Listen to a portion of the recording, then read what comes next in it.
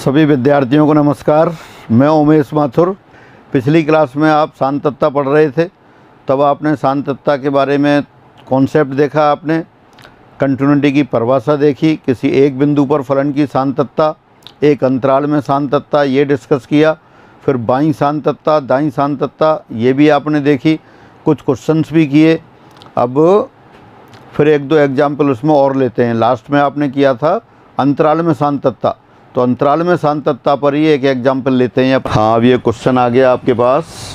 फलन f x बराबर 5x - 4 जब x का मान 0 और 1 के बीच में हो, 4x² - 3x जब x का मान 1 और 2 के बीच में हो, अंतराल 0,2 में सतत है। ये कल भी किया था आपने क्वेश्चन, कल अपन ने कैलकुलेशन से किया था और डायरेक्ट भी लिख सकते हैं आप देख सकते हैं। फलन y बराबर 5x - 4 और y बराबर 4x² - 3x सर्वत्र सतत है। सर्वत्र सतत है means everywhere continuous. These functions are everywhere continuous. तो ये इस इंटरवल में भी कंटिन्यूस होंगे, लेकिन यहाँ 1 पर नेचर चेंज हो रही है। 1 से पहले तो दे रखा है 5x - 4 और 1 के बाद दे रखा है 4x² - 3x। अगर ये 1 पर सतत हो गया तो सभी जगह सतत हो जाएगा। ये दोनों अलग अलग तो सतत है, लेकिन अपना फंक्शन क्या है? फंक्शन दे रखा है, दो ब्रांच दे रखी हैं, 5x - 4 और 4x² - 3x। ये अलग अलग तो सभी जगह सतत होते हैं, सभी वास्तविक संख्याओं के लिए सतत होते हैं, लेकिन जो फंक्शन अपना है वो f(x) है, उन दोनों के कम्बिनेशन से बन रहा है। तो अगर ये 1 पे सतत होगा तो सब जगह सतत हो जाएगा। अब f(x) की x बराबर 1 पर सांतत्ता, continuity of function f(x), continuity of function f(x) at x = 1। तो पहले तो f1 देख लेते हैं। f1 कितना आ गया आपका? 5 × 1 - 4 यानी कि 1 आ गया। लिमिट ऑफ f(x), अब चूंकि लेस देन 1 पर अलग ब्रांच है, ग्रेटर देन 1 पर अलग ब्रांच है, तो लेफ्ट हैंड राइट हैंड दोनों देखनी पड़ेगी। तो पहले limit of f(x) as x tends to 1 - देखते हैं, लेफ्ट हैंड लिमिट देते हैं। लेफ्ट हैंड लिमिट पे कौन सी ब्रांच काम आएगी? पहली वाली काम आएगी, क्योंकि जब x 1 से छोटा है तब ये 5x - 4 है, तो हो गया ये 5 × 1 - 4 1 आ गया। अब राइट हैंड लिमिट देखते हैं। Limit of f(x) as x tends to 1 plus something greater than 1, greater than पर नीचे वाली ब्रांच यूज होगी। तो limit of 4x² - 3x as x tends to 1 plus, तो ये कितनी हो गई? 4 × 1 - 3 × 1 यानी कि ये भी 1 हो गई। अब आप देख सकते हैं यहाँ left hand limit, right hand limit और वैल्यू।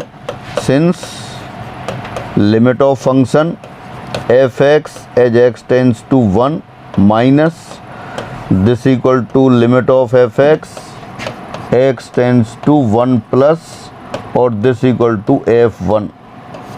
देयरफॉर दिया फलन x बराबर 1 पर सतत है, और x बराबर 1 पर सतत हो गया तो पूरे अंतराल में सतत है, इसलिए दिया फलन x बराबर 1 पर सतत है। अतः यह अंतराल 0,2 में भी सतत है। दो पॉलिनोमियल फंक्शन दे रखे थे। पॉलिनोमियल फंक्शन सर्वत्र सतत होते हैं, इसलिए आपने उनको कहीं चेक नहीं किया, लेकिन ये जो फंक्शन था दोनों पॉलिनोमियल के कम्बिनेशन से बन रहा था। तो x बराबर 1 से पहले अलग था और x बराबर 1 के बाद अलग था। तो अगर ये x बराबर 1 पे सतत हो गया तो सब जगह सतत होगा। तो सिर्फ आपने 1 पे चेक किया और 1 पे चेक करने से ही वो सतत आ गया, तो इसका मतलब पूरे अंतराल में सतत। फलन f(x) बराबर दिस, अंतराल 0,π में सतत हो तब a और b के मान ज्ञात करो। If given function f(x) is continuous in the interval 0,π then find the value of a and b। अब ये फंक्शन दे रखा है, 3 ब्रांच दे रखी हैं। पहली ब्रांच दे रखी है x + a√2 sin x when x varies from 0 to π/4। Second branch 2x cot x plus b when x varies from π/4 to π/2। And third branch a cos 2x - b sin x when x varies from π/2 to π, यानी 0 से π के मध्य में परिभाषित कर रखा है। 3 branch दे रखी हैं और आपसे कहा है कि इस इंटरवल में ये कंटिन्यूस है, तो a और b के मान निकालने हैं। अगर अंतराल में कंटिन्यूस है तो अंतराल के प्रत्येक बिंदु पर कंटिन्यूस है। प्रत्येक बिंदु पे कंटिन्यूस है तो ये π/4 पे भी कंटिन्यूस होगा π/2 पर भी कंटिन्यूस होगा। तो अपन ऐसा करते हैं, एक बार तो लगा देते हैं π/4 पर कंटिन्यूस है, क्योंकि दिया फलन x बराबर π/4 पर सतत है। π/4 पर सतत क्यों है? पूरे अंतराल में सतत है, अंतराल में सतत है तो हर बिंदु पर सतत है, इसलिए π/4 पर सतत है। तो therefore limit of f(x) as x tends to π/4 minus this equal to f of π/4, यानी बाईं सीमा उसके फलन के मान के बराबर होगी। दाईं सीमा भी बराबर होगी, पर अपन ने सिर्फ बाईं सीमा लिखी है, तो बाईं सीमा यहाँ लगा देते हैं। तो इसका मतलब क्या हो जाएगा? ये हो जाएगा π/4 प्लस a इंटू √2 साइन π/4 1/√2 हो गई। और यहाँ से आएगा π/4 तो आएगा 2 into π/4 cot π/4 1 plus b। Left hand limit के लिए पहली वाली ब्रांच काम में लिया आपने, क्योंकि x π/4 से छोटा है जब पहली ब्रांच दे रखी है। और वैल्यू के लिए आपने दूसरी ब्रांच ली, क्योंकि जब π/4 के बराबर है, जब दे रखा है 2x cot x plus b, तो ये लिख दिया। अब यहाँ से देखें √2 कैंसिल हो गया, इधर 2 π/4 फाइनली एक इक्वेशन आ गई a माइनस बी बराबर π/4। ये इक्वेशन नंबर 1 आ गई। a और b की वैल्यू कैलकुलेट करनी थी, तो a और b में दो रिलेशन निकाल लेंगे आप। एक रिलेशन तो यहाँ गया। अब दोबारा कहते हैं कि π/2 पर सतत है, फलन f(x) π/2 पर भी सतत है। π/2 पर भी सतत है तो इसका मतलब क्या होगा? π/2 पर मान और सीमा बराबर होगी। देयरफॉर f π/2 बराबर limit of f(x) as x tends to π/2 plus π/2 minus भी लगा सकते हैं, लेकिन आपको उससे ही काम चल रहा है। तो π/2 पर पहले फंक्शन की वैल्यू यहाँ से लिखेंगे, कितना आ जाएगा ये? This implies 2 into π/2। π/2 पर कौन सी ब्रांच यूज हो रही है? दूसरी वाली ब्रांच, क्योंकि π/2 पर जो बराबर का सिंबल है इसके साथ लिख रहा है। तो 2 π/2 कॉट π/2 कितना होता है? 0 प्लस b। और राइट साइड में कितना हो गया? π/2 प्लस के लिए थर्ड ब्रांच यूज होगी, तो यहाँ कितना आ जाएगा देखें आप ये। हाँ, ये आ गया a कॉट 2 π/2 कॉट पाई वो माइनस 1 आ गया, माइनस b साइन π/2 वो 1 हो गया। तो क्या आ गया है यहाँ से? एक आपके पास फिर यहाँ से आ जाएगा ये, this implies a plus 2b बराबर माइनस पाई। ये इक्वेशन नंबर 2 आ गई। दोबारा से देख लें, a ये लेफ्ट हैंड साइड में ले आए आप उसे, वहाँ माइनस b था, यहाँ प्लस b था, तो ये प्लस 2b आ गया। और 2 इंटू ये तो 0 है, तो ये 0 आ गए। a प्लस 2b बराबर 0। अब आपके पास दो इक्वेशन आ गई, दोनों इक्वेशन को सॉल्व कर लेंगे। एक तो यहाँ पे a माइनस बी बराबर π/4 दे रखा है, और एक ये a प्लस 2b बराबर 0 दे रखा है। तो एक की वैल्यू यहाँ रख देते हैं, minus 2b minus b minus 3b बराबर π/4। तो b बराबर कितना आ गया? a प्लस 2b बराबर 0, तो a बराबर माइनस 2b रख दिया, माइनस 2b और माइनस b माइनस 3b बराबर π/4, तो b बराबर माइनस π/12। और b की वैल्यू आपने यहाँ रख दी माइनस π/12, तो कितना हो गया फिर ये? a बराबर π/6 माइनस π/6। तो इस तरह से a और b के आंसर आ गए आपके पास। फाइनली क्या था? एक फंक्शन दे रखा था, फंक्शन एक अंतराल में आपको सतत दे रखा था, तो आपने क्या किया कि सतत दे रखा था तो उसमें से 2 पॉइंट आपने, अंतराल में सतत है तो अंतराल के हर बिंदु पर सतत है। जैसी फंक्शन की नेचर दे रखी थी, π/4 से पहले और π/4 के बाद अलग अलग ब्रांच थी, तो आपने π/4 पर भी सतत है। तो एक इक्वेशन यहाँ से आ गई कि π/4 पर लेफ्ट हैंड लिमिट यहाँ से निकाली, वैल्यू यहाँ से निकाली, बराबर कर दिया। इसी तरह π/2 से पहले अलग ब्रांच थी, π/2 के बाद अलग ब्रांच थी, तो π/2 पर आपने मान यहाँ से लिया और π/2 पर राइट हैंड लिमिट। a और b में दो इक्वेशन आ गई, दोनों को सॉल्व कर लिया, ये आंसर आ गया। अब आगे चलते हैं। अब आप लेते हैं सतत फलनों के गुणधर्म। सतत फलनों के गुणधर्म, यदि f(x) और g(x) दो सतत फलन हो, तब नंबर 1 f(x) प्लस g(x) भी सतत होगा। f(x) और g(x) दो सतत फलन है, किसी भी पॉइंट पर सतत हैं, तो उसी बिंदु पर f(x) प्लस g(x) भी सतत होगा। f(x) माइनस g(x) ये भी सतत होगा। थर्ड, f(x) इंटू g(x) ये भी सतत होगा। f(x) अपॉन g(x) अगर g(x) 0 ना हो, f(x) upon g(x) provided g(x) not equal to 0 भी सतत होगा। यदि f(x) और g(x) दो सतत फलन हो, तो उनका योग फलन, अंतर फलन, गुणन फलन और भाग फलन ये भी सतत होगा। साथ साथ कोई कांस्टेंट ले लें, उससे मल्टीप्लाई कर दें, k इंटू एफ है, यहाँ k एक अचर है, v सतत होगा। फिर ले लें, दोनों को मिला के लीनियर प्रॉपर्टी बना देते हैं, C1f(x) प्लस C2g(x). यहाँ C1 C2 दोनों अचर हैं, C1 C2 both are constant, भी सतत होगा। यानी कोई भी दो फंक्शन दे रखे हैं आपको fx और gx, वो कंटिन्यूस फंक्शन है तो वो उनका योग फलन, अंतर फलन, गुणन फलन, भाग फलन वो भी सतत होंगे, और उनसे कोई लीनियर एक्सप्रेशन बना देंगे वो भी सतत होगा। जी ऑपरेशन fx भी x बराबर a पर सतत होगा, जबकि फलन gx f a पर सतत हो। दोनों सतत फलन है वैसे। अब एक बिंदु की बात आ गई, पहले एक ही बात कर रहे थे अपन, तो f a g operation f of x अगर a पॉइंट पर चेक करेंगे तो g जो फंक्शन है वो f a पर सतत होना चाहिए। fx a बिंदु पर है ही, तो जी ऑपरेशन fx भी x बराबर a पर सतत होगा। एक और आगे, यदि fx सतत हो तब मॉड ऑफ fx भी सतत होगा, लेकिन इसका कन्वर्स जरूरी नहीं है ट्रू हो, लेकिन इसका विलोम सत्य होना आवश्यक नहीं है। यदि fx is a continuous function then mod of fx is also continuous function, but इस converse is not necessarily true. कई बार सही हो भी सकता है लेकिन हमेशा सही नहीं होगा, जो हमेशा सही होगा उसी को सत्य बोलते हैं। तो fx अगर सतत हो तो मॉड ऑफ fx भी सतत होगा, लेकिन विलोम इसका आवश्यक नहीं है। अब इसका एग्जाम्पल, जो कंटिन्यूटी वाले क्वेश्चन आप कर रहे हैं उसमें से अपने आप ढूंढेंगे, बहुत आसान है, सबको दे रखा है लेकिन सबको याद रहे कि ये सतत है। आप जो एग्जाम्पल दे रखे हैं सीट में क्वेश्चन हैं उसमें आप चेक करेंगे ऐसा कौन सा फंक्शन है कि fx सतत है, तो मॉड ऑफ fx ये तो हमेशा होता ही है। साइन x है, साइन x का मॉडुलस x भी सतत है, लेकिन ऐसा फंक्शन के मॉड ऑफ fx सतत हो और साइन x वो fx सतत ना हो, ऐसा एग्जाम्पल ढूंढना है आपको। वो आगे आप अपने आप देखेंगे और फिर अगली क्लास में अपन डिस्कस करेंगे प्रॉब्लम के साथ। फिर लेते हैं आप some examples of continuous functions. ये अभी आपने ग्राफ पढ़े थे तो उन्हीं के सारे मैं लिख देता हूँ, सारे कंटिन्यूस फंक्शंस। जिन लोगों को जैसे याद नहीं है तो उनके ग्राफ देखेंगे आप दोबारा से।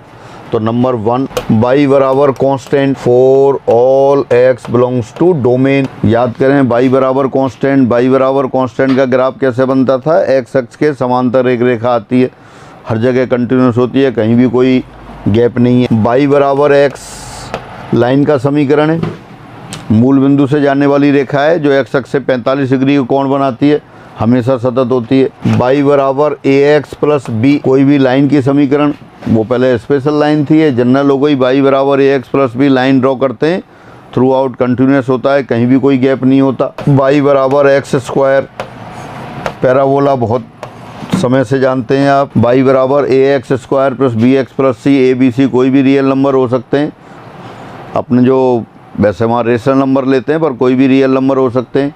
ये भी आपने देखा हुआ है, दोनों ग्राफ पैराबोला बनता है, a पॉजिटिव हो तो ऊपर खुला हुआ बनेगा और a नेगेटिव होगा तब नीचे खुला हुआ बनेगा। y बराबर a0 x to the power n plus a1 x to the power n minus 1 plus a2 x to the power n minus 2 and so on an minus 1 x plus an। कोई भी polynomial है n degree का polynomial है तो definitely n कैसा होगा, positive integer. In fact ये देखें तो सारे के सारे पॉलिनोमियल ही हैं, बहुपदी लिखे हैं आपने। कांस्टेंट इसको आप 0 डिग्री का पॉलिनोमियल कह सकते हैं, ये फर्स्ट डिग्री, सेकंड डिग्री, ये n डिग्री। तो बहुपदीय व्यंजक जो भी होते हैं, पॉलिनोमियल्स जितने भी हैं वो सारे सर्वत्र सतत होते हैं। और आप देख भी सकते हैं सतत क्यों होते हैं। सतत निकालने के लिए क्या करना होता है, सतत निकालने के लिए आपको किसी भी बिंदु, जिस बिंदु पर चेक करना है a पर fa और limit of fx as x tends to a, ये दोनों बराबर होने चाहिए। अगर ये दोनों बराबर हैं तो फलन सतत हो जाता है। अब यहाँ किसी भी कर्व को पकड़ लो आप, किसी भी बिंदु पर मान निकालें और सीमा निकालें, दोनों विद्यमान होंगी और बराबर होंगी। क्यों विद्यमान होंगी, क्योंकि यहाँ विद्यमान कब नहीं होता, जब या तो एक फंक्शन ऊपर और एक नीचे दे रखा हो, नीचे 0 आ जाए तब दिक्कत आती है। अंडर रूट में नेगेटिव आता है तब आता है, यहाँ तो ऐसी कोई बात ही नहीं है। हर रियल नंबर के लिए परिभाषित है, हर बिंदु पर ही फलन का मान और सीमा बराबर है तो सदैव सतत होंगे। एग्जाम्पल में पहला एग्जाम्पल आपने देखा, पहले एग्जाम्पल के 4 पार्ट लिखे आपने। जितने भी बहुपदीय व्यंजक हैं वो सारे सब जगह सतत होंगे। तो जब भी कहीं क्वेश्चन में आ जाएगा बिना चेक किए आप लिख देंगे। हर बिंदु पर सतत। फिर दूसरा एग्जाम्पल लेते हैं अपन, y बराबर साइन एक्स, y बराबर कॉस एक्स, एवरीवेयर कंटिन्यूअस, सर्वत्र सतत, एवरीवेयर कंटिन्यूअस। दो तरह से लिखते हैं, एवरीवेयर कंटिन्यूअस और कंटिन्यूअस इन इट्स डोमेन, अपने प्रांत में सतत। तो जिन लोगों का प्रांत कैपिटल आर है उनके लिए तो अपन कह देते हैं एवरीवेयर कंटिन्यूअस, और जिन लोगों का प्रांत आर नहीं है और कोई प्रांत है तो वो उसमें सतत हो जाते हैं। यहाँ पर जो एग्जाम्पल दे रहे हैं वो एवरीवेयर कंटिन्यूअस। y बराबर e to the power x, y बराबर e to the power minus x, y बराबर e to the power x plus e to the power minus x, y बराबर e to the power x minus e to the power minus x. E to the power x का graph आपने देखा, e to the power minus x का graph देखा, दोनों continuous है। और दो सतत फलन है तो सतत फलनों का योग भी सतत फलन होगा, उनका अंतर भी सतत फलन होगा, तो ये भी आपने लिख दी। फिर आगे चलते हैं, y बराबर mod of x where continuous, y बराबर x plus mod of x, y बराबर x minus mod of x, fourth y बराबर x मॉड ऑफ x। ये सारे एवरीवेयर कंटिन्यूअस, सर्वत्र सतत है। x y बराबर x लाइन होती है, y बराबर मॉड ऑफ x, उसका ग्राफ भी आपने देखा हुआ है। तो ये सारे ग्राफ कहाँ हैं, एवरीवेयर कंटिन्यूअस। इनके ग्राफ अपन ने बनाए थे ग्राफ के समय, तो आप देखेंगे, और अभी जब चेक करने की बात आएगी एक आध बार फिर दोबारा बना लेंगे। तो ये सारे कैसे हैं, कंटिन्यूअस फंक्शंस हैं, कहीं कोई चेक करने की ज़रूरत नहीं है। जब भी कहीं आ जाए कि इस बिंदु पर सतत है या नहीं है तो आप लिख देंगे सीधे सतत है। y बराबर mod of x minus a is a constant, sixth y बराबर mod of x minus a plus mod of x minus b, a and b belongs to r, a और b कोई भी कांस्टेंट रियल नंबर है। y बराबर mod of x minus से सतत है, y बराबर mod of x minus b सतत है। दो सतत फलनों का योग फिर सतत होता है तो सीधा होगा। आप मॉडुलस से फ्री करके इनके ग्राफ बना के देख सकते हैं। कुछ ग्राफ अपन ने बनाए थे ग्राफ वाले टाइम पे, मॉडुलस फंक्शन जहाँ पढ़ाया था वहाँ पर ने y बराबर mod of x plus mod of x minus 1, पहले उसको मॉडुलस से फ्री किया था, 3 लाइन का कम्बिनेशन बना था, फिर ग्राफ बनाया था, तो आप उसको भी चेक करेंगे।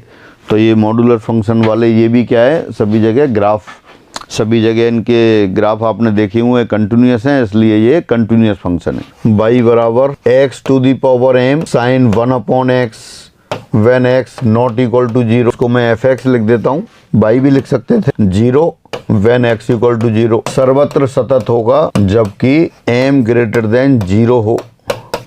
ये अपन ने नहीं पढ़ा था तो आप ये प्रूफ कर लेंगे। और इसी स्टाइल से और भी लिख सकते हैं आप, सेकेंड fx बराबर x to the power m cos 1 upon x when x not equal to 0, 0 when x equal to 0। सतत होगा v continuous when m greater than 0, तो ये भी कंटिन्यूअस होगा। और भी लिख सकते हैं एक दो इस पे, वो आप सीट में देखेंगे। तो अब इसको कैसे चेक करते हैं वो आप एक प्रूफ कर लेते हैं। 0 पर कंटिन्यूअस होने के लिए क्या ज़रूरी है, 0 पर फलन का मान और फलन की सीमा दोनों विद्यमान होने चाहिए और बराबर होने चाहिए। अगर ऐसा है तो वो सतत होते हैं। तो 0 पर अपन चेक करते हैं, पहले वाले फंक्शन को चेक करते हैं। दिया फलन एक बार दोबारा लिख देता हूँ। फलन क्या है आपके पास, fx बराबर x to the power m sine 1 upon x when x not equal to 0 और 0 व्हेन x इक्वल टू 0। ये फंक्शन दे रखा है। x बराबर 0 पर कंटिन्यूटी चेक करने हैं इसकी।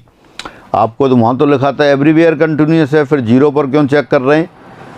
x to the power m हमेशा कंटिन्यूअस होता है। साइन 1 अपॉन x 0 के अलावा सब जगह सतत है, क्योंकि साइन 0 पर तो क्या होगा, 1 अपॉन 0 हो जाएगा। 1 अपॉन 0 आपका एग्जिस्ट नहीं करता, विद्यमान नहीं होता। तो सिर्फ 0 के अलावा साइन ऑफ एंगल तो सब जगह सतत होता है।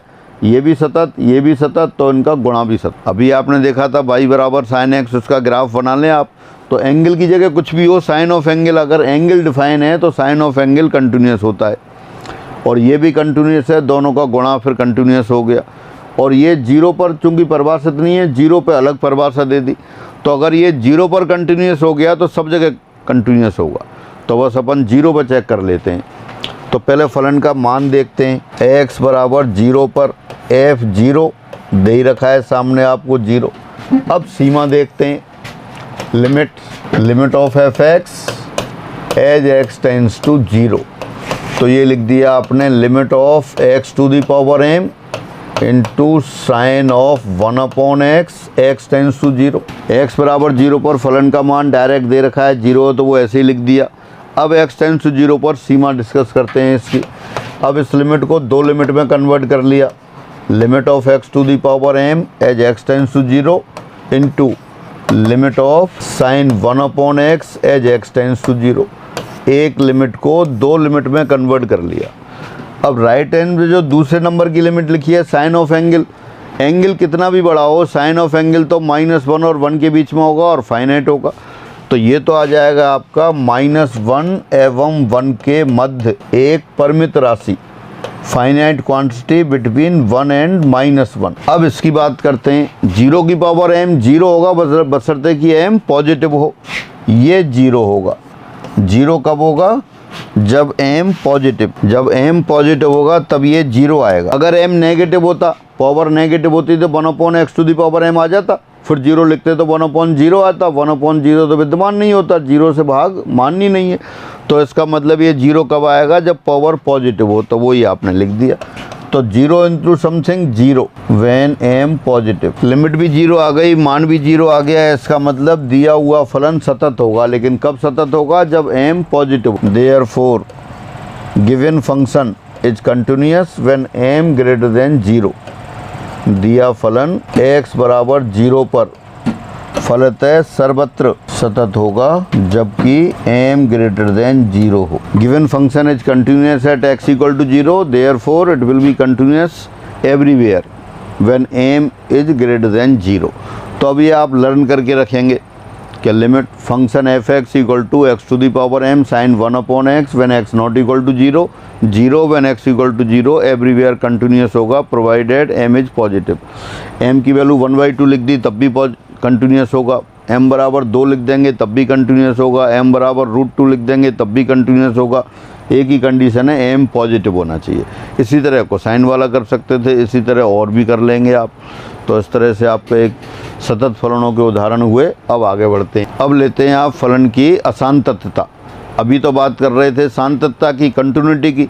कंटिन्यूटी के लिए क्या बताया था आपको? कंटिन्यूटी के लिए बताया था कि फलन का मान अगर x बराबर a पर देखें, फलन का मान फलन की सीमा, और सीमा के लिए भी कहें बाईं सीमा और दाईं सीमा, x tends to a plus limit of f(x) s tends to a minus, यानी कि left hand limit, right hand limit और फंक्शन की वैल्यू तीनों एग्जिस्ट करनी चाहिए और फिर वो बराबर होना चाहिए, तब वो कंटिन्यूअस कहेगा।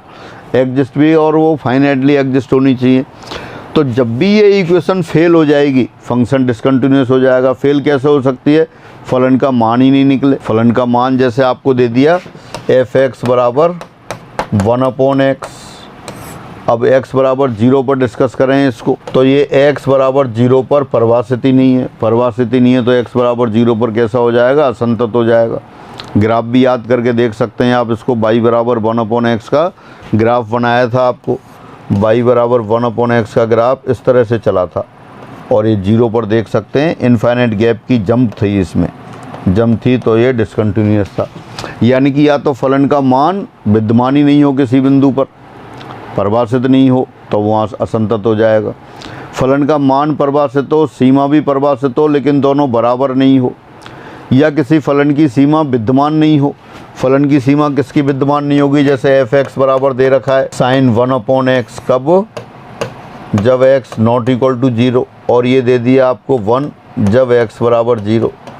x बराबर 0 पर मान तो दे रखा है और परिभाषा क्या है नॉन जीरो पर? Sign 1/x। अब x टेंस टू 0 पर इसकी सीमा विद्यमान नहीं है, क्योंकि x टेंस टू 0 पर 1/x टेंस टू इन्फाइनाइट हो जाएगा। तो आप कह सकते हैं साइन ऑफ एंगल की सीमा फाइनाइट तो होगी, -1 और 1 के बीच में भी होगी, लेकिन अपन को ये अंतराल थोड़ी पता करना होता है किस किस के बीच में, एग्जैक्ट पता करना होता है। वह राशि जिसकी ओर फलन अप्रोच करता है सीमा कहलाती है। तो यहाँ इसकी सीमा विद्यमान नहीं है। तो जब फलन की सीमा विद्यमान नहीं हो तब भी ये सतत नहीं होगा। मान विद्यमान नहीं हो तब भी सतत नहीं होगा। दोनों विद्यमान हो और बराबर नहीं हो तब भी सतत नहीं होगा। तो ये फलन की असांतत्यता की बात हुई। कोई भी फलन असंतत कब होता है? फलन असंतत तब होता है जब ये परिभाषा कहीं भी किसी जगह फेल हो जाए। परिभाषा क्या है? कि कोई भी फलन एफ एक्स बराबर ए पर सतत कहलाता है यदि एक्स बराबर ए पर फलन का मान और एक्स टेंस टू ए पर फलन की सीमा दोनों विद्यमान हो और बराबर हो, और जब भी ये फेल हो जाएगी तभी डिसकंटिन्यूस हो जाएगा। ठीक है, अब फिर आगे बढ़ते हैं। अब डिसकंटिन्यूटी वाले एग्जाम्पल देखते हैं। ये दे दिया है फलन एफ एक्स बराबर x sine 1/x, x not equal to 0। अब यहाँ एक्स नॉट इक्वल टू 0 पर तो परिभाषित कर रखा है, एक्स बराबर 0 पर ये फंक्शन अपरिभाषित है। एक्स बराबर 0 पर अपरिभाषित है। क्यों अपरिभाषित है? एक्स बराबर 0 पर मान दे ही नहीं रखा, आपको दे रखा है एफ एक्स बराबर एक्स साइन 1/x। कब दे रखा है? जब एक्स नॉन जीरो हो। ये 0 पर क्या है ये तो पता ही नहीं है, यानी x बराबर 0 पर फलन का मान नहीं दे रखा है, इसलिए यह x बराबर 0 पर असंतत है। जो अभी डिस्कस कर रहे थे कैसे कैसे असंतत हो सकता है, फलन का मान नहीं दे रखा हो तब असंतत हो जाएगा। यहाँ फलन का मान नहीं दे रखा है इसलिए ये असंतत है। अगर मान दे रखा होता तो अपन चेक करते, लिमिट ऊपर से निकालते और वैल्यू यहाँ से लेते, लेकिन वैल्यू दे ही नहीं रखी इसलिए ये असंतत हो गया। अगर ऐसा हो जाता बाय द वे कि यहाँ वैल्यू दे रखी होती, यहाँ कह देते ये 5 है, कब? जब x बराबर 0 पर, तब आप चेक करते 5 होता है, इसकी लिमिट आपने पहले निकाली हुई है, 0 है, वैल्यू 5 है, तब अलग तरह से असंतत होता, क्योंकि सीमा तो 0 आ गई, वैल्यू 5 आ रही है, तब ये असंतत हो जाता। हाँ, अगर वैल्यू आपकी 0 दे देते तभी x बराबर 0 पर मान भी 0 दे देते तब ये सतत होता। अभी एग्जाम्पल देखा था थोड़ी देर पहले, x to the power m sine 1/x, जब x नॉन जीरो। कब सतत होता है? जब m पॉजिटिव हो। यहाँ m कितना है? 1 है तो पॉजिटिव है, लेकिन कब सतत होगा? जब वैल्यू 0 दे रखी हो।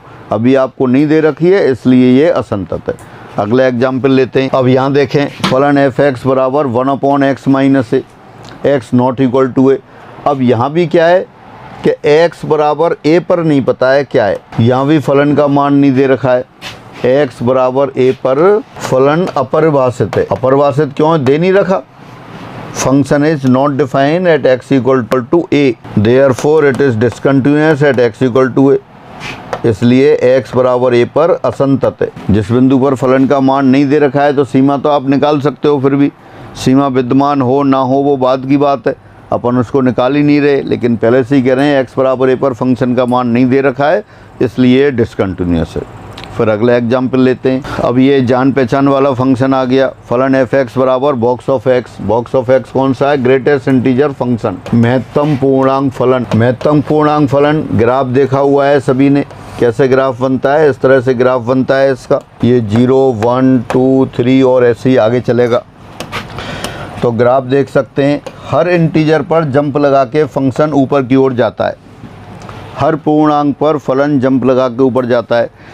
1 से छोटा है जब 0 रहेगा, जैसे ही 1 होगा जंप लगा के 1 पर आ गया, और जब 2 से छोटा होगा तब तक 1 रहेगा। इसी तरह जैसे ही 2 होते ही जंप लगा के फिर ऊपर चला गया।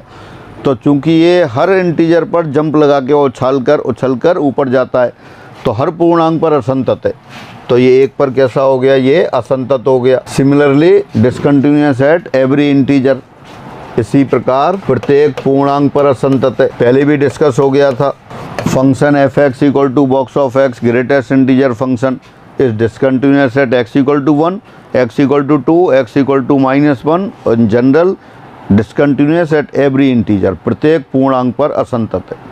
फिर अगला क्वेश्चन लेते हैं। अब ये दे दिया आपको फंक्शन एफ एक्स भी परिभाषित है x बराबर 1 पर और नॉट इक्वल टू 1 पर।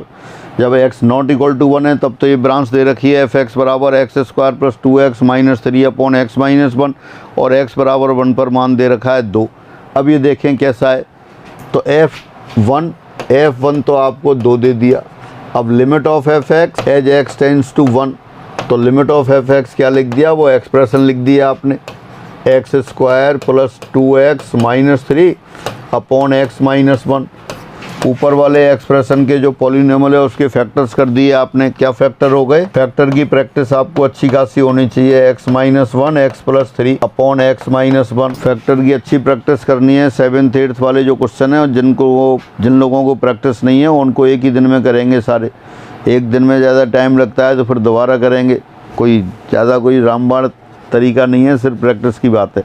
हाँ, वैसे चेक कर सकते हैं आप, एक्स स्क्वायर -1 × 3 -3 प्लस 3x और माइनस एक्स प्लस 2x हो गया, x माइनस 1 कैंसिल, फिर क्या बचा आपका 1 प्लस 3 4 आ गया, यानी कि सीमा तो 4 आई, सीमा एग्जिस्ट कर रही है, विद्यमान है 4 के बराबर आ गई और मान 2 के बराबर है, तो x बराबर 1 पर असंतत है। क्यों असंतत है? क्योंकि limit of f x as x tends to 1 not equal to f1। अपन जो असांतत्य जहाँ जहाँ हो सकती है, जिस जिस तरह से हो सकती है, उसके एग्जाम्पल डिस्कस कर रहे हैं। सतत वाला आपने पढ़ा, कोई भी फलन किसी बिंदु पर सतत कब होता है?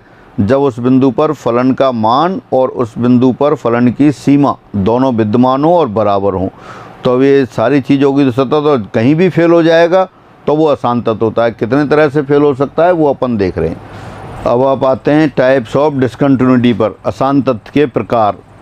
असांतत के प्रकार कैसे कैसे हो सकते हैं, अभी आप डिस्कस कर रहे थे, फलन का मान विद्यमान नहीं हो, फलन की सीमा और मान दोनों विद्यमान हो, बराबर नहीं हो, तब अब इसमें कई टाइप की डिसकंटिन्यूटी आती हैं। प्रथम प्रकार के डिसकंटिन्यूटी, द्वितीय प्रकार की डिसकंटिन्यूटी, तृतीय प्रकार वो मिश्रित डिसकंटिन्यूटी, रिमूवेबल डिसकंटिन्यूटी, रिमूवेबल निराकरणीय, जिसका निराकरण हो जाए। तो सबसे पहले लेते हैं अपन फर्स्ट टाइप की। फर्स्ट टाइप की कौन सी होती है? जब लेफ्ट हैंड लिमिट और राइट हैंड लिमिट दोनों एग्जिस्ट कर रही हो लेकिन बराबर नहीं हो, उसको अपन प्रथम प्रकार का असांतत्य कहते हैं। कई बार लिमिट इनफाइनाइट आ जाए तो वो उसको इनफाइनाइट डिसकंटिन्यूटी कहते हैं। तो एक एक करके इनको देखते हैं फिर। हाँ, एक बात और, ये टाइप्स ऑफ डिसकंटिन्यूटी अपने सिलेबस में यहाँ कैलकुलस में नहीं है, ये अपन वहाँ एनालिसिस के साथ पढ़ते हैं, वो भी अपने सिलेबस में एनालिसिस के पोर्शन में भी नहीं है अपने यहाँ। फिर ये क्यों डिस्कस किया जा रहा है? अभी एक एग्ज़ाम में क्वेश्चन आ गया था आपके, तो वो क्वेश्चन हमने सीट में डाल रखा है, तो डाल रखा है इसलिए फिर कई बार पूछते हैं साहब कैसे करेंगे, तो इसके लिए परिभाषा दी जा रही है, वैसे अपने सिलेबस में नहीं है। अगर जब सिलेबस में नहीं होता है और आरपीएससी एग्ज़ाम में दे देती है तो उस क्वेश्चन को डिलीट किया जा सकता है। कैसे? आप सब जानते हैं, कोर्ट की सहायता से। तो लेकिन फिर भी वो एक अलग बात है, अलग प्रोसेस है। तो अपन एक क्वेश्चन आ गया था अपने पास, तो उसके लिए मैं बता रहा हूँ। तो यहाँ क्या बताएंगे अपन, क्या होगा? यदि limit of f x as x tends to a minus और limit of f x as x tends to a plus दोनों विद्यमान हो लेकिन बराबर ना हो, तब हम कहते हैं कि फलन एफ एक्स बराबर ए पर प्रथम प्रकार का असांतत्य रखता है। If left hand limit as well as right hand limit both exist but not equal, then we say the function f x has discontinuity of first type, मतलब पहले प्रकार का असांतत्य।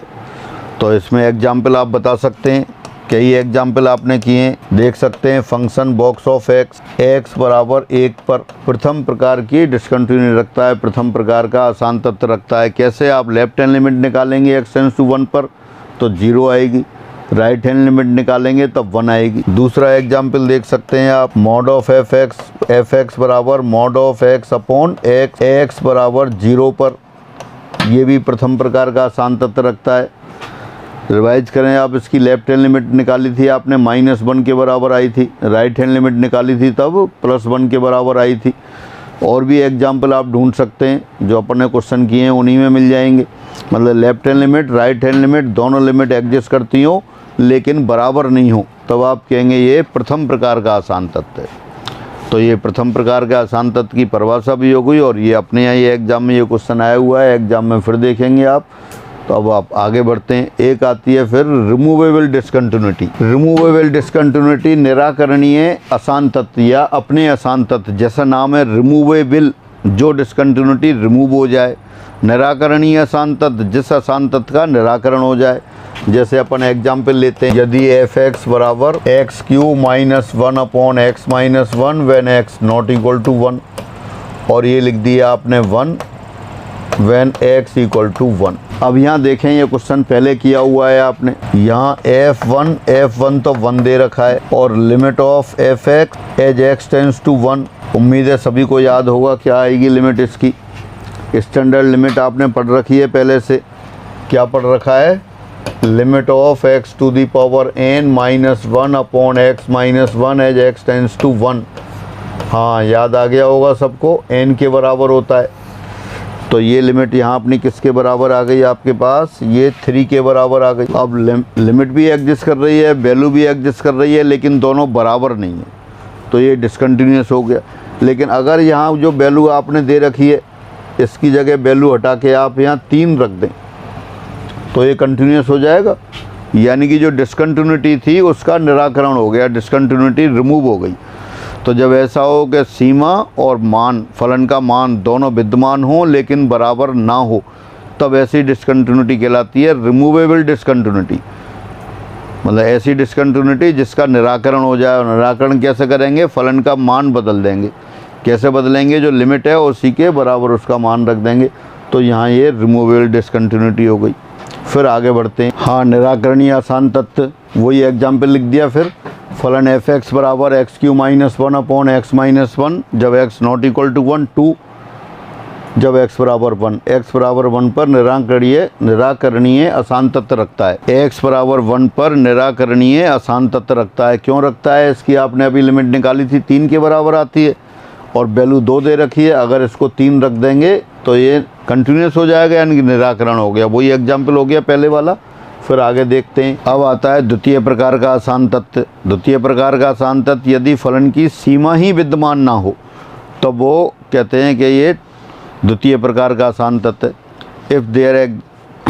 If limit of the function does not exist when we say function has discontinuity of type second type की discontinuity है।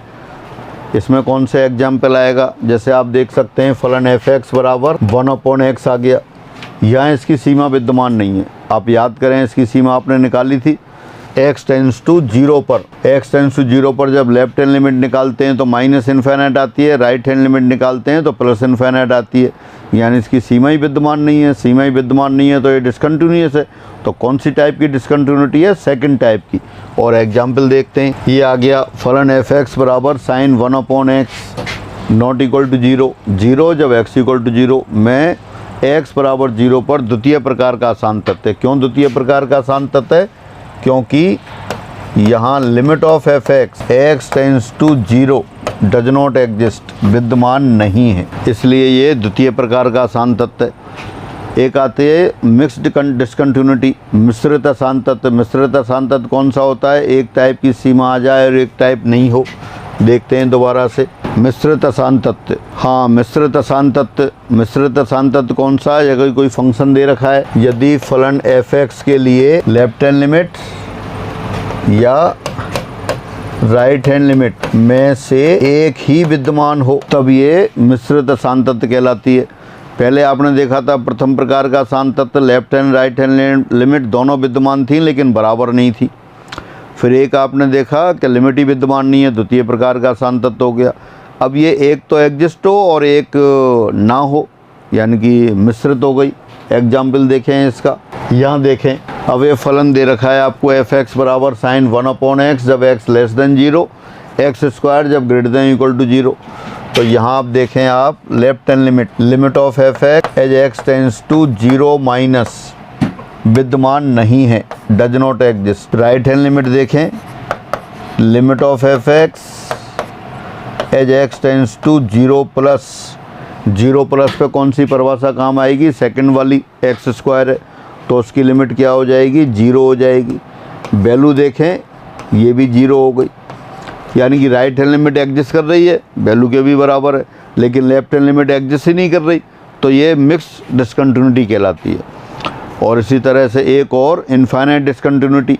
Infinite discontinuity कौन सी आएगी, जब limit exist कर रही हो, इनफाइनाइट हो जाए तो वैल्यू तो इनफाइनाइट हो नहीं सकती, तो वो इनफाइनाइट डिसकंटिन्यूटी कहलाती है।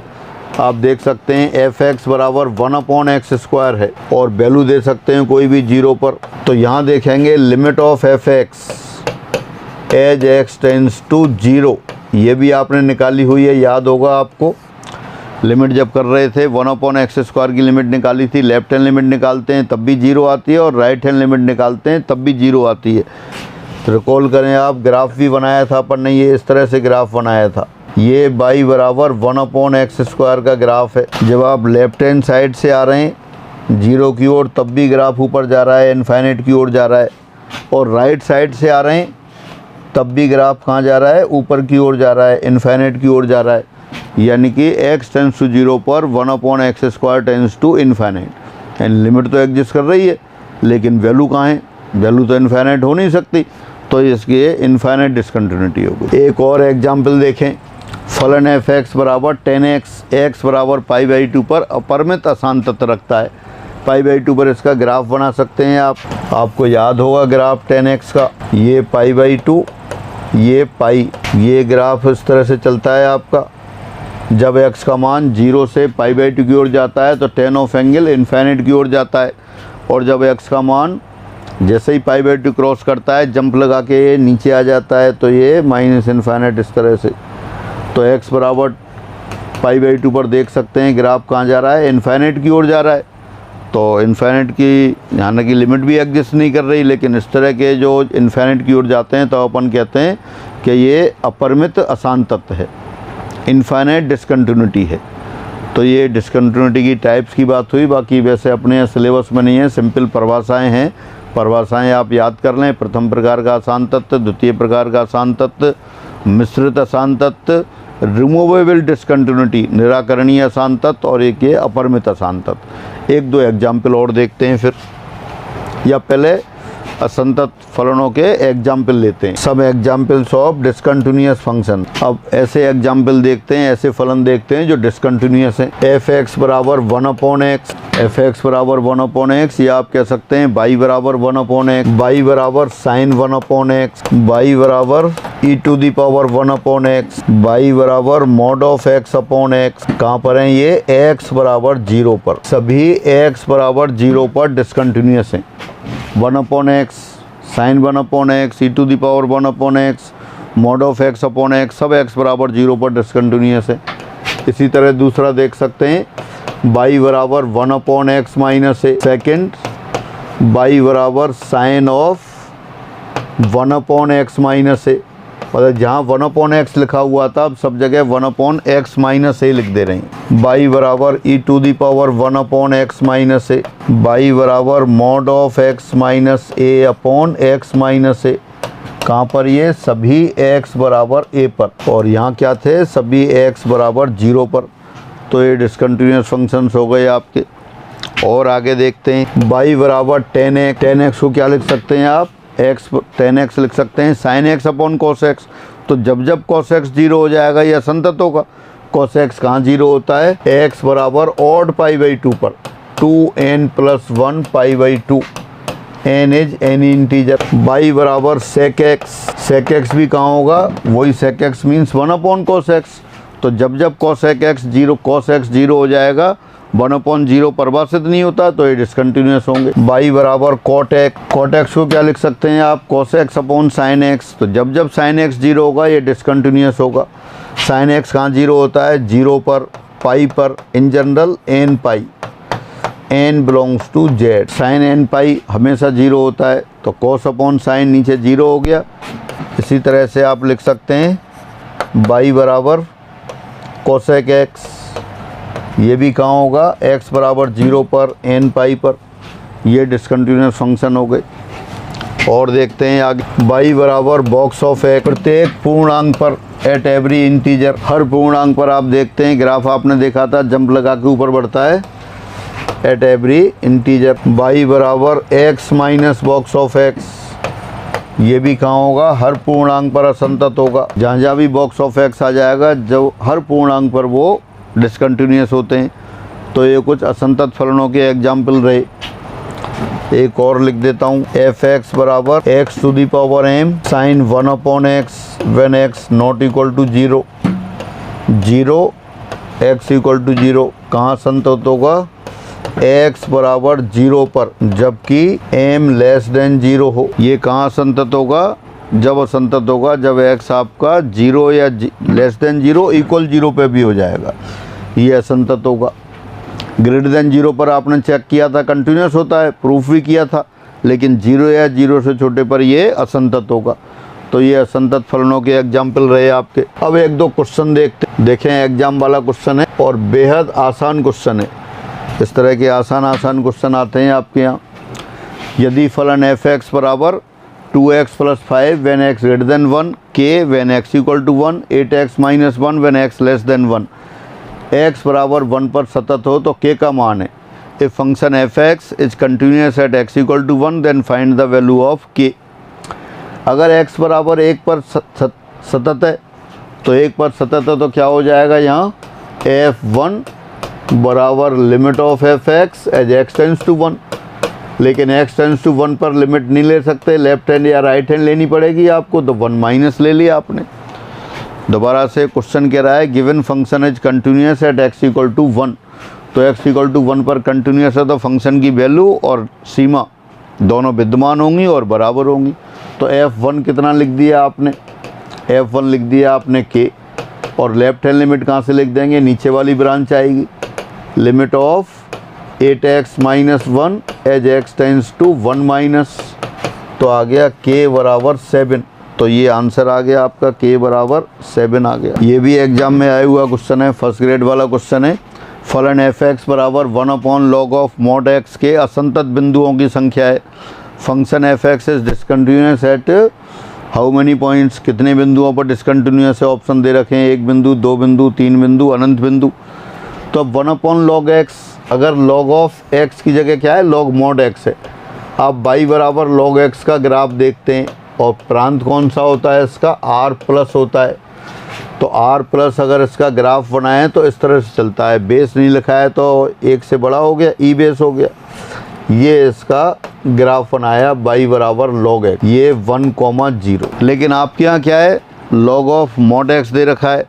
तो mod x अगर mod लगा दें, यहाँ मॉडुलस लगा देंगे तो ग्राफ कैसा हो जाएगा, इस तरह से और हो जाएगा -1,0 पे, यानी कि log ऑफ mod x, ये x belongs to r 0, non zero numbers के लिए परिभाषित हो गया। जीरो तो प्रांत में होता ही नहीं है, लेकिन मॉड लगाने से क्या हुआ, ये नेगेटिव के लिए भी परिभाषित हो गया। ग्राफ कैसे बना दिया, समफलन है, समफलन का ग्राफ तो बाई अक्ष के सापेक्ष सममित होता है, तो जैसा राइट साइड में दे रखा था वैसा इधर हो गया।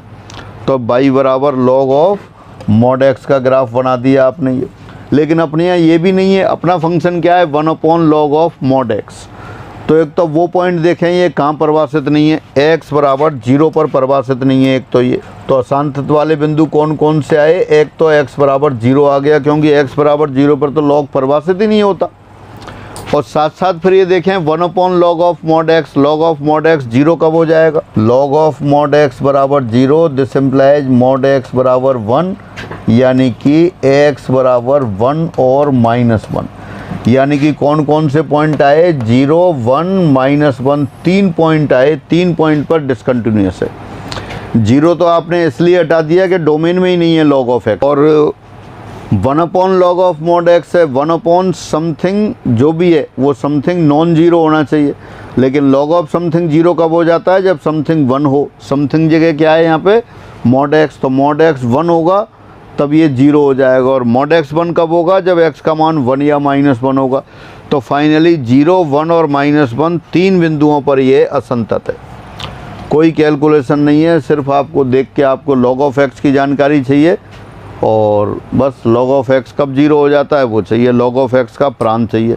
तो ये 3 बिंदुओं पर असंतत हो गया। और देखते हैं एग्जाम्पल, ये भी देखें एग्जाम में आया हुआ क्वेश्चन है। फिर अभी 2018 सेकंड ग्रेड में, यदि फलन एफ एक्स बराबर दिस अपने प्रांत के प्रत्येक बिंदु पर सतत हो तो f0 का मान है, ये दे रखा है। दोबारा पढ़ते हैं, if the function f x equal to 2x minus sine inverse x upon 2x plus sine inverse x not equal to 0 is continuous at each point of its domain, then the value of f x. अगर ये continuous है, हर point पर continuous है, तो क्या होना चाहिए, f0 बराबर limit of f x as x tends to 0, ये होना चाहिए। अब f0 तो इसमें दे नहीं रखा, तो आप f0 लिख सकते हैं। अब ये लिमिट के बराबर आएगा, तो लिमिट लगा दें आप, राइट हैंड साइड में जो फंक्शन दे रखा है वो वैल्यू लिख दें आप, 2x minus sine inverse of x upon 2x plus tan inverse of x।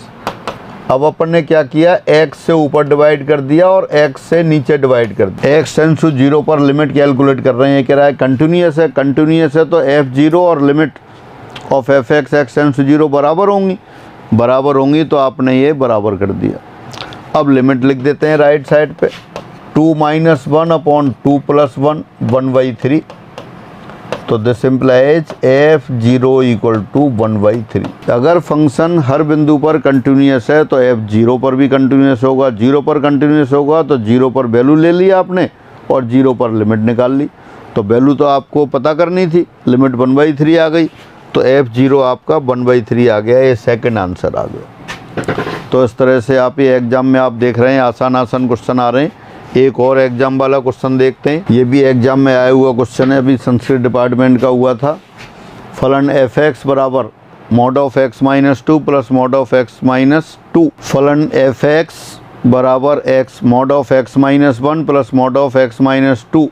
तो सत्य कथन है, if f(x) = mod of x - 1 + mod of x - 2 then the true statement, correct statement. अब ये पूछा है, पहले में देखा है 1 और 2 पर संतत है, दूसरा दे रखा है किसी भी वास्तविक मान के लिए परिभाषित नहीं है।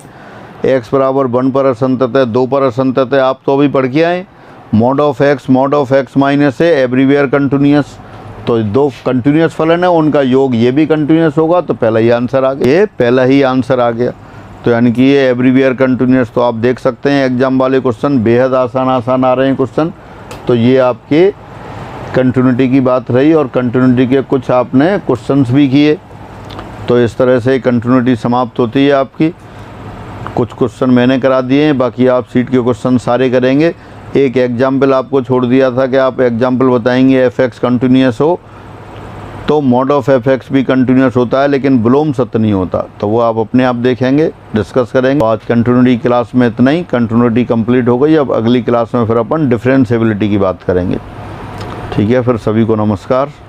घर पर रहें, सुरक्षित रहें।